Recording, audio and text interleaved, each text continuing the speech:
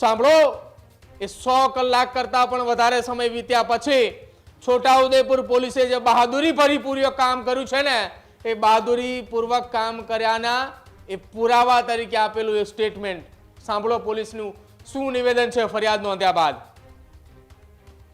તારીખ 23/5/2026ના રોજ છોટાઉદેપુર તાલુકા પંચાયતના પ્રમુખ ઉપપ્રમુખની ચૂંટણી હતી, જેમાં ભાજપના ઉમેદવાર વિજેતા જાહેર થયા હતા. જે બાબતે વિજય સરઘસ લઈને ભાજપની ટીમ નીકળી હતી, જેમાં સાંસદ શ્રી તેમજ તેમના પુત્ર સંગ્રામસિંહ રાઠવા તેમજ નવા ચૂંટાયેલા પ્રમુખ શ્રી રમેશભાઈ રાઠવાના હાથમાં બંદૂક હોય એ રીતેના વિડીયો સોશિયલ મીડિયામાં તેમજ ન્યૂઝપેપરમાં વાયરલ થયેલા હતા. જે બાબતની આજ દિન સુધી તપાસ ચાલુ હતી, જેમાં તપાસમાં એવું સાબિત થયું કે જાહેરનામા જે કલેક્ટર સાહેબશ્રીએ હથિયારબંધીનું જાહેરનામું બહાર પાડી છે, જેનું ભંગ થયેલું હોવાનું જણાઈ આવ્યું છે.